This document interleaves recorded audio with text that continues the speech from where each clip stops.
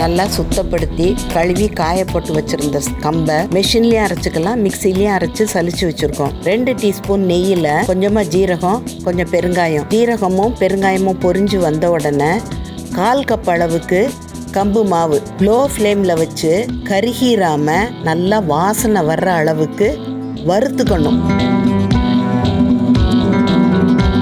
நல்லா இப்போ வறுபட்டுருச்சு, நெய்யில் வறுபட்டுருச்சு. 2 கப் அளவு தண்ணி, ஃப்ளேமை லோவாக ஆக்கிட்டு தண்ணியை சேர்த்துக்கிட்டோம். வெறும் ஆர்டினரி தண்ணி தான். அப்போ நல்லா கட்டி இல்லாமல் நல்லா அமுக்கி கடைஞ்சு கொடுக்கணும். 2 டீஸ்பூன் அளவுக்கு சாதத்தை நல்லா கைனால் மசிச்சு மிக்சியில் போட்டு ரொம்ப குழைய இது பண்ண வேண்டாம்.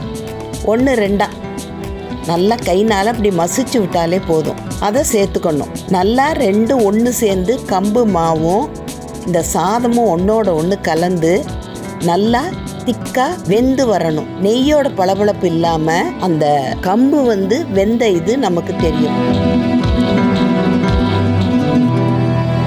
தேவையான அளவு உப்பு சேர்த்துக்கிட்டோம். இப்போ கடைசியாக நல்லா வெந்ததுக்கு அப்புறமேலு பச்சை கொத்தமல்லியும் ஃப்ரெஷ்ஷாக கிரைண்ட் பண்ண மிளகு பொடியும் தூவிட்டோம்.